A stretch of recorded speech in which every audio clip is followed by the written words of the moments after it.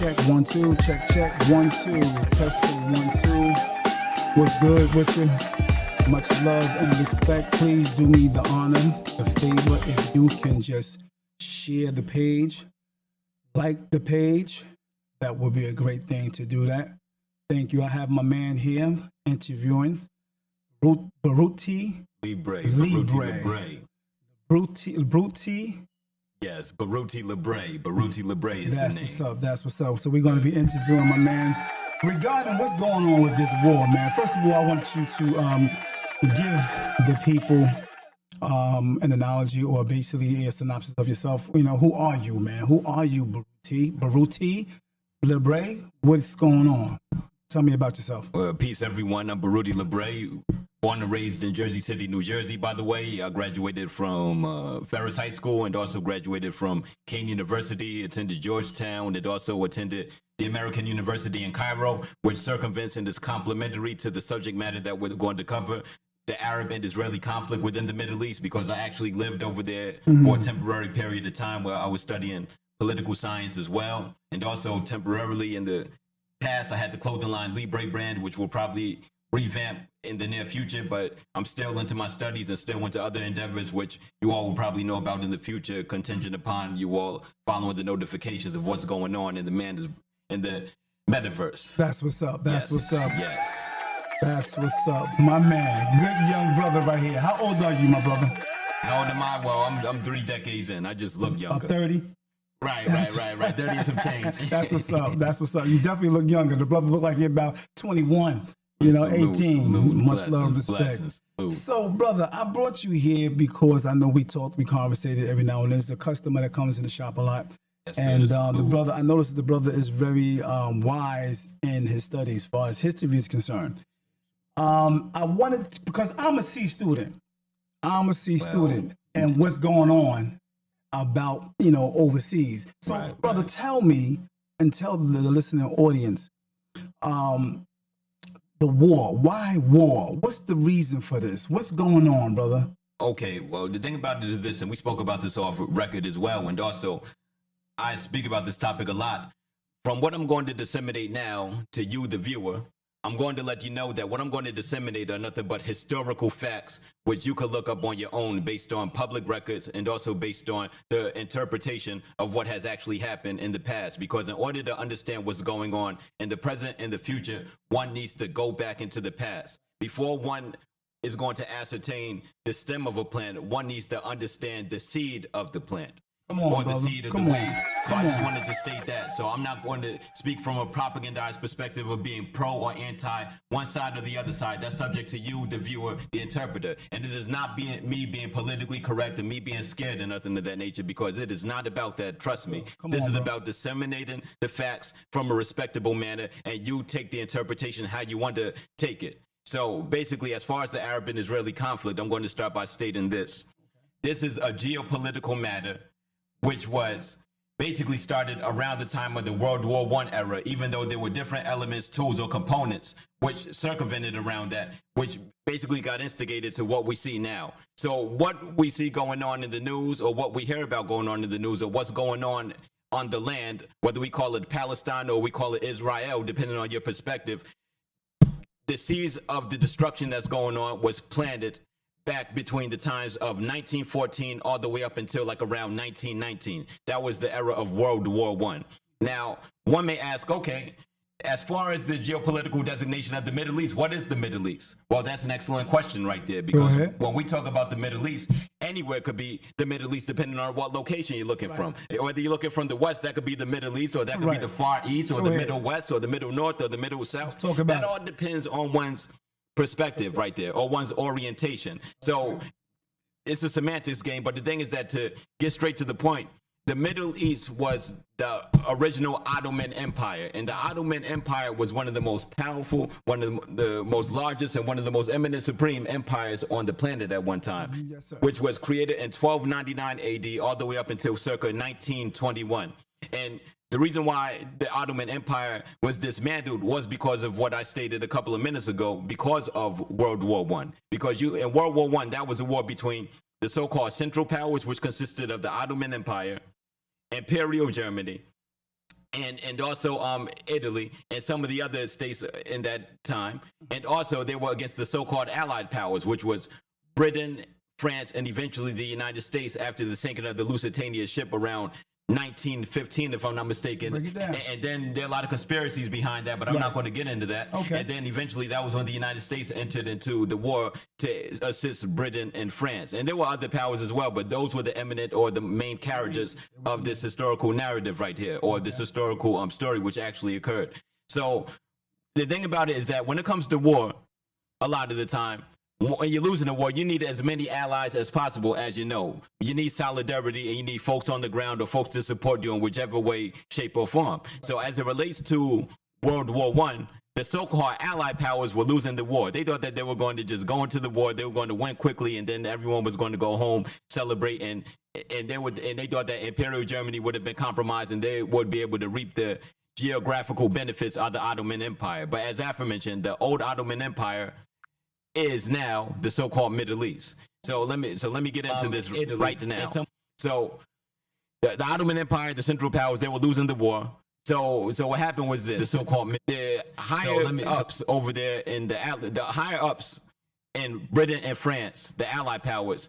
I'm talking about the strategists, the geopolitical strategists. They came up with the plan like, look, we need to win this war by any means. So what we're going to do is we're going to find dissidents within the Ottoman Empire, the Arab nationalists or the Young Turks, and we're going to promise them that if they help us win the war, we will promise them an Arab state. And also, not to mention, ironically, in the Arabian Peninsula, in Western Arabia, there was a king by the name of Sharif Hussein.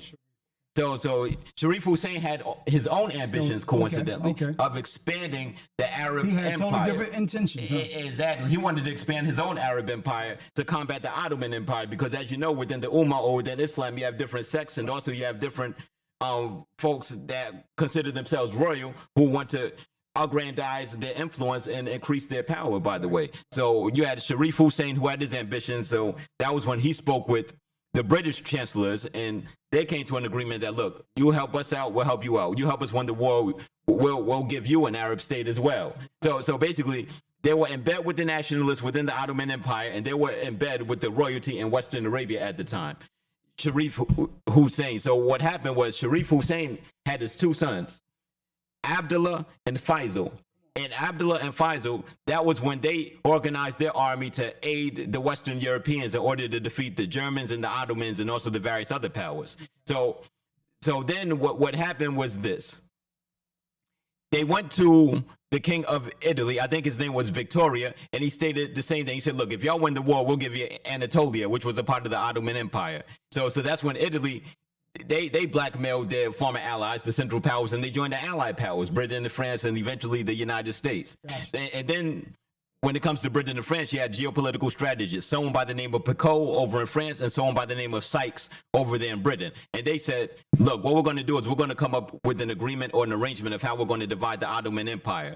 Now, this is very important. You all please pay attention, whoever is listening to this. This is probably one of the most quintessential parts of this video. So Sykes on the British side said, what we're going to do with this Ottoman Empire, the part of the Ottoman Empire called Palestine, that's going to belong to Britain. Okay. You see, the part of the Ottoman Empire, which is modern day Iraq, that's going to belong to Britain. Got you.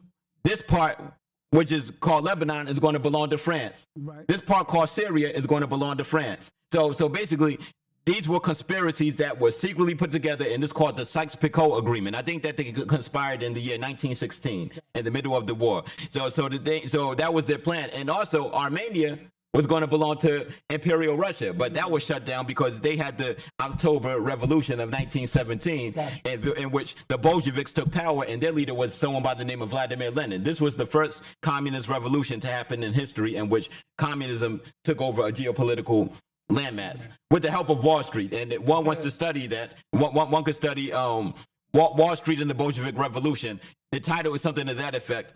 And you can find that in Barnes and Nobles, you see. So the thing about... Hey, I'm getting a lesson right now from a young brother, man. That's a blessing, brother. Keep doing your thing. Go ahead. Didn't mean to cut you off. Hey, we're all learning. I'm still learning myself. I'm still learning myself. Yes, so the thing is that, yeah, the Sykes-Picot Agreement. So they were all conspiring. But also in Britain at the time, there was a new prime minister by the name of Lloyd George. And Lloyd George had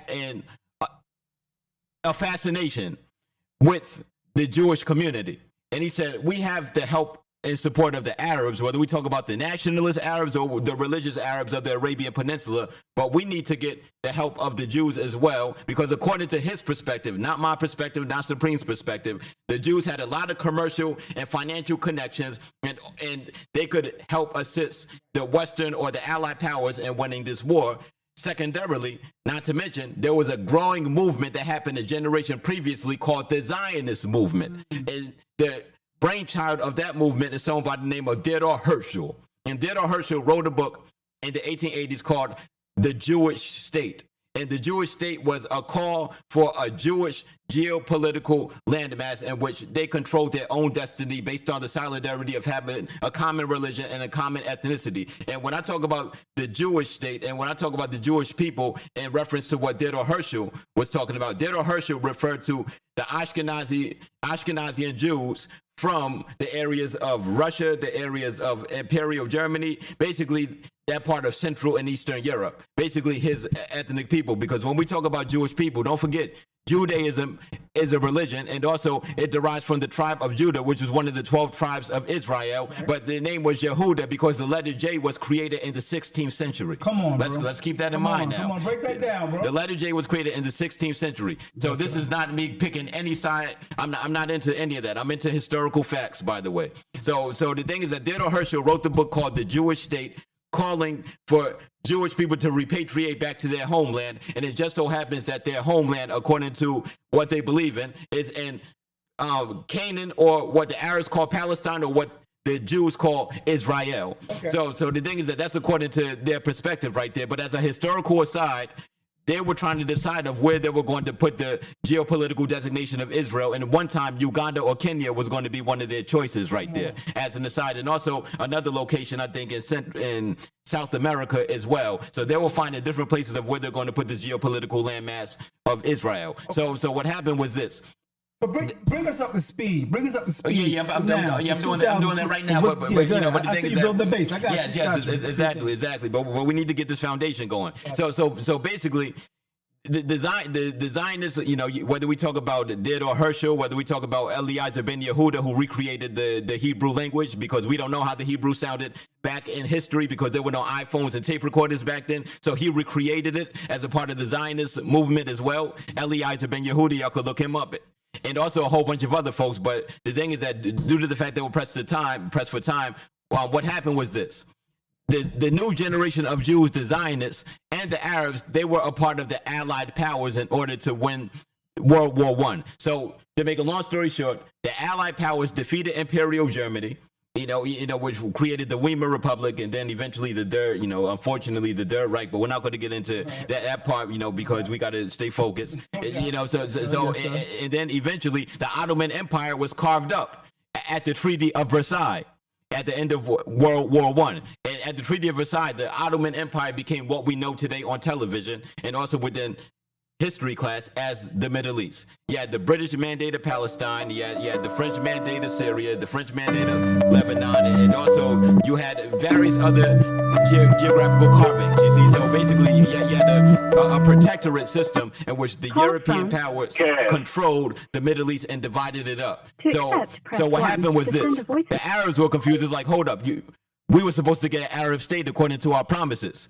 So then they said, look, we can't give you an Arab state, but we could give you royalty of these mandates, even though we'll be the ones behind the scenes in control. So like I said, Sharif Hussein's sons, Abdullah had Jordan, and then Faisal had Syria, right. And then the rest of the Levant, that area. Right.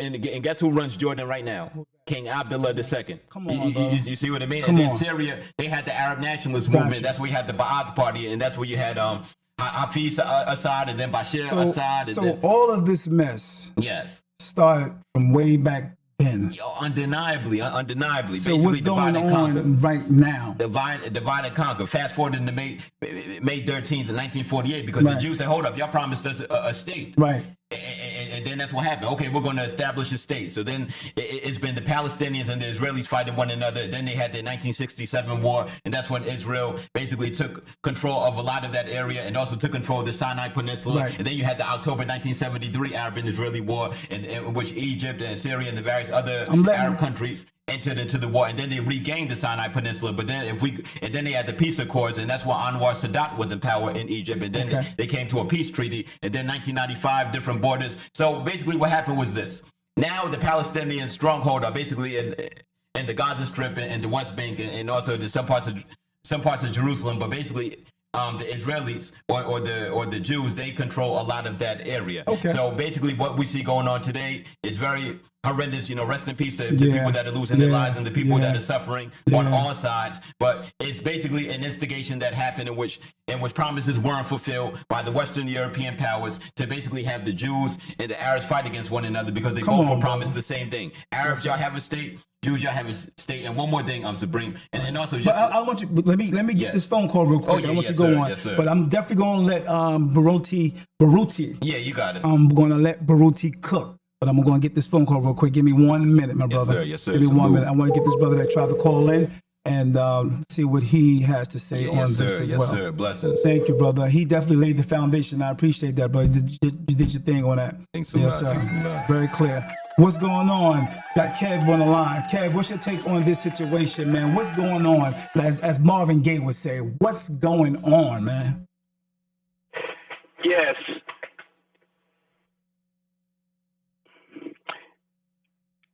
Yes, good evening to you, Brother Supreme, to your guests, and thank you for taking my call, having me on tonight.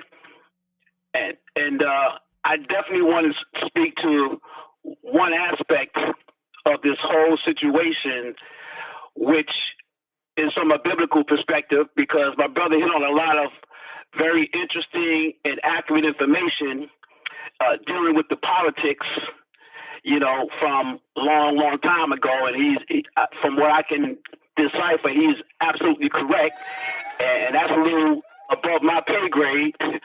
But I wanted to share some information on the subject from a biblical perspective. And mind you, I'm like you, Dave. I'm a C+ on the issue, because I don't proclaim to know it all, but I'm a student of the situation and the issue. And with that, I will share this with you, that this Israeli-Palestinian conflict, no doubt, is a deep struggle intertwined with historical and religious narratives that have shaped its course for generations. Central to this conflict is the land of historical and religious significance to both Jews and Palestinian communities. The Bible plays a pivotal role with this promise of the land of Canaan to the descendants of Abraham. For Jewish people, this territory represents the biblical promised land, where their forebears settled following their exodus from Egypt. It is the sacred homeland of biblical figures like Abraham, Isaac, Jacob, and King David. Now, from a Palestinian perspective, their connection to the land is also rooted in biblical heritage, tracing their origins back to the ancient Canaanites and Philistines. Regardless of their religious background, many Palestinians view themselves as descendants of these early inhabitants. Terrorists are fighting war on Israel, but one country is pulling the strings. Right. Now, my brother may have touched on those aspects quite a bit. Jerusalem, a city revered by all three major monotheistic religions, occupies the central role in this conflict. In Judaism, it is synonymous with the Holy Temple and the Western Wall. For Christians, it is linked to the crucifixion and resurrection of Jesus Christ.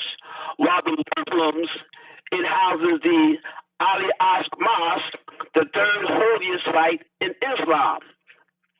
Now, the Zionist movement, as my brother mentioned, of the 19th century and early 20th centuries played a pivotal role in igniting these tensions. Zionists sought to create a Jewish homeland in historic Palestine, grounded in the belief in the Jewish people's rightful return to their biblical homeland. A vision rooted in a vision that was rooted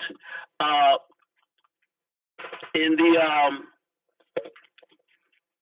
let me collect my thought. I'm reading something here, but if this was a vision that was rooted in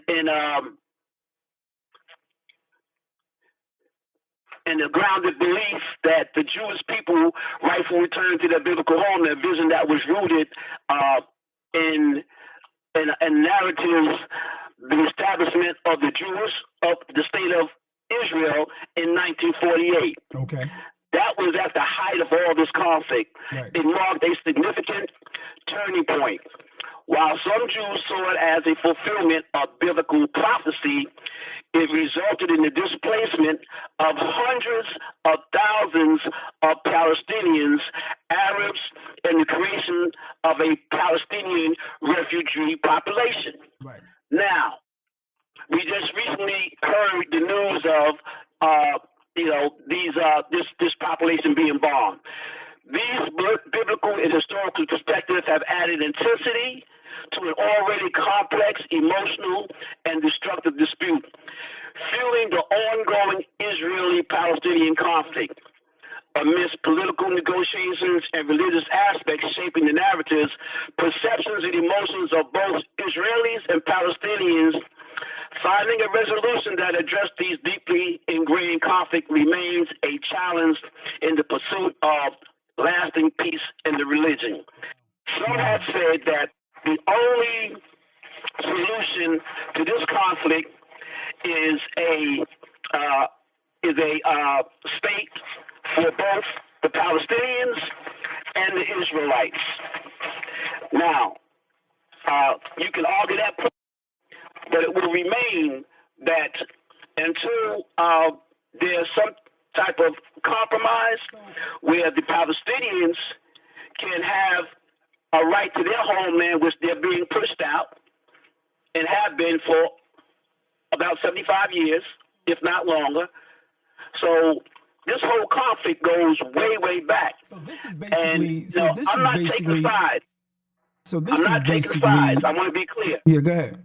I don't condone what Hamas did, but what's going on now is just an atrocity, man. These people are being, I liken it to almost like genocide, because it's just overkill, and it has to stop. And now, to the point where for the average person or the average American seeing this this killing, and I'm talking innocent people. What's going on with that, man? I'm talking innocent people, man, elders being killed. I mean, I've seen certain videos here and there, and you're just seeing the stuff that's going on that people don't have nothing to do with war. You know what I mean? That these are innocent citizens. What's your take on that, bro? Hey, well, I'm sorry, sorry, Kev. I'm sorry, Kev. I'm talking to the young brother. I'm sorry. Go ahead. Right, my condolences to everyone who lost their lives, and we need peace, we need tranquility, we need reconciliation, and also with me being an advocate of education, I think that we all need to learn about the origins of this problem and realize that we all are not each other's enemies.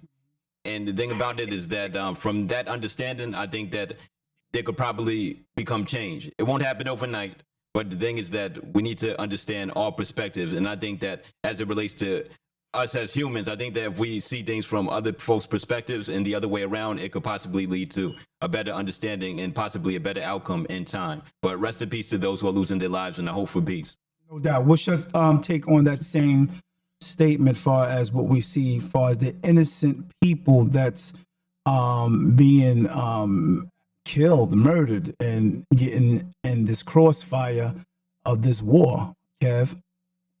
Yeah, well, again, we have to go back to what is at the crux of the issue right now, and it has been for a very long time, and that is a two-state solution. Now, most countries deem Jewish settlements built on land Israel occupied since 1967 as illegal. Israel disputes this and cities' historical and biblical ties to the land. Their continued expansion is among the most contentious issues between Israel and the Palestinians and the international community. So these peoples who have a right to exist, their homeland, this and is being shrunk. It is getting smaller and smaller and smaller. It's like the squeeze play almost. You box them in to the point of non-existence. So, and this is why Hamas and other Hezbollah and all those other, what people like to refer to them as terrorists. These are people that are fighting for the right to exist, for their home, for their piece of their homeland. And it's just an unfortunate situation. But I mean, with all the bombing and everything that you see going on, I mean, no doubt Israel they have the firepower, they have the military, Every time you see something on TV when there's an uprising or a conflict with the Arabs or the Palestinians, what do you see them doing? It's sticks and rocks, So, I mean, enough already, because you have the power, the might, and the war machine to impose carnage on people. At what point do you say we've done enough? You sacrifice hundreds of people for the sake of trying to kill one person. I mean, there's a lot of dissension right now, in the Arab world and even in parts of Europe right now, because this is just overkill. It really hurts me to my heart. I can't even watch the news anymore with the images that I see. I mean, I've shared with you previously, Supreme, that it's hurtful, man.